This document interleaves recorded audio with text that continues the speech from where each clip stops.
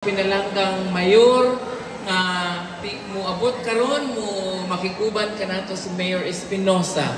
But now with us is the Vice Mayor Cabrera and our Sangguniang Bayan member and Chair for the Committee on Education, Honorable Lau. Thank you very much for being with us. I don't think there is any other inspiration than being joined by our local government units. I think that is all the inspiration that we need. But nevertheless, let me acknowledge as well my colleague from the division office, si Dr. Gary Napoles, who has traveled with me all the way from the city just to be with you tonight, our education program supervisor for TLE, who has made Santa Fe his second home. My greetings also go to the public schools district supervisors of the 4 other districts in Bantayan Island. You know, this is what I admire in Bantayan Islands. Unity is so visible because in all the depth at night that I've been through, the presence of these supervisors are always felt. And let me start with the district supervisor of Madre de Dios District, Ms. Chloe Garucha. Judah, the district supervisor of Bantayan 1. Ma'am Cleofe Papango, the district supervisor of Bantayan 2. The erstwhile BSDS of Santa Fe District. And one of the reasons why I am here and I'm making sure to be here is to fulfill a promise to this good friend of mine, the erstwhile district supervisor of Santa Fe, who has finally found time to enjoy life, Dr. Annabel Alo. Of course, also visiting us now are our colleagues from the District of Carmen, headed by the District Supervisor, Mr. Glicerio Camungay, together with the school heads of Carmen District.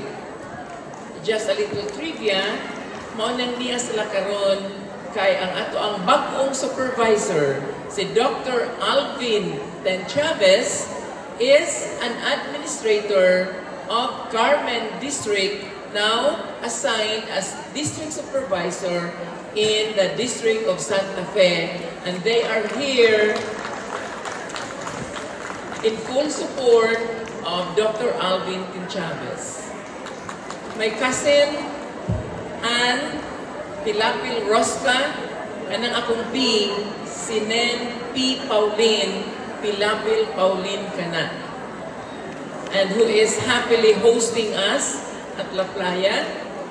Ang ato ang akong mga kahigalaan, mga former kauban ako, ang mga principals, when I was a principal and then as a sports and culture supervisor, si Ma'am Magdalena Sambahon,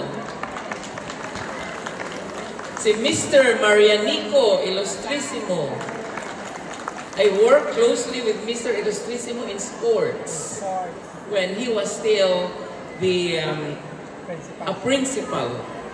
And to all the school heads of the District of Santa Fe, I wish I could name each of you, but lest I miss one, please know that I acknowledge your performance as school heads in your respective schools. Akong mga kauban sa buhat, mga educators, the teaching and non-teaching personnel in the elementary and secondary schools of the District of Santa Fe, atong mga guests, mga audience nato, and I am happy that we are part of our audience. We have some international friends who are with us, and we are very happy to be with us tonight and have a glimpse of Philippine culture. Tonight, we are bringing the entire Philippines on stage, brought to you by the performances of our district of Santa Fe. And to all those whom my tongue might miss, but whose presence is truly and wholeheartedly appreciated tonight, maayong gabi kanatong tanan. At the outset, I would like to congratulate and thank Carmen Santa Fe District, headed by our new Public Schools District Supervisor, Dr. Alvin Chavez, for the invitation.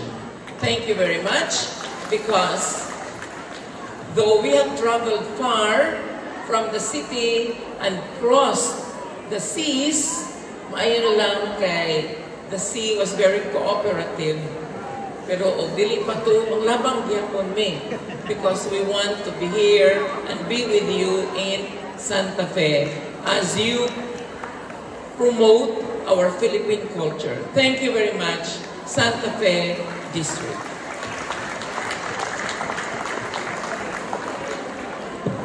Tonight is not only a show of talents and skills of our teachers, but more importantly, this is a show of gratitude. I know that our teachers have eagerly participated in our activity tonight, because this is our way of saying thank you for all the blessings that we have received through the miraculous child Jesus, Señor Santo Niño, for whose dedication we celebrate the fiesta in Santa Fe. So to you, my dear teachers, thank you very much for your show of gratitude. Furthermore, our gathering tonight, teachers in full regalia, is not only a show of gratitude, but it is a show of unity. Unity of our elementary and secondary schools, and unity of the men and women of the Department of Education, District of Santa Fe. And you deserve a round of applause. I know that for every hand that is waved as you dance, for every hip that you sway as you dance, for every step that you take as you dance, is your wholehearted dedication to Señor Santo Niño. And I'm also sure that the same dedication is also translated as we perform our duties and responsibilities in the classrooms in our respective schools. But most of all, I would like to commend Santa Fe District for choosing our Philippine culture as the motive of tonight's presentation. Congratulations, Santa Fe District. Kahibauta, ang Departamento sa Edukasyon dunay tahas nga i-promote namo ang Philippine culture. Kay way laing ahensya sa gobyerno ang makapromote o makapukaw sa paghigugma sa atong kultura, kundi ang Departamento sa Edukasyon. And tonight, Santa Fe District, mission accomplished. For our foreign friends who are with us, just a little information. The Philippines is divided into 3 geographical areas: Luzon, Visayas, and Mindanao. And each geographical area bears the influence of our foreign colonizers. What you have just witnessed are dances from Mindanao, showing the influence of Malaysia and other Muslim colonizers. To be presented next are dances from the Visayas and Luzon, which show the influence of our Spanish colonizers, our American colonizers, and our Indonesian colonizers. So in a way, tonight, we are bringing the entire Philippine culture, a feast of colors, a feast of kaleidoscopic performances brought to you by the District of Santa Fe. With that, I invite everyone to enjoy the rest of the show as I wish a very happy fiesta for Santa Fe. Malipayong pista sa Santa Fe. Daghang salamat sa inyong pag-imbitar kanamo o ginaot punta na ang inyong panaghiusa magpabilin aron atong mahatag ang dekalidad na edukasyon alang sa atong kabataan sa Carmen. To the LGU, Vice Mayor Lovely and Honorable Lau, please convey to Honorable Espinosa the gratitude of the Department of Education for your all-out support to DepEd. We know that DepEd wouldn't have gone this far were it not for your support. To one and all, taga Santa Fe, malipayong pista kanatong tanan. Once again, a round of applause to our Schools Division Superintendent, Dr. Simin Priscilla P. Paulin.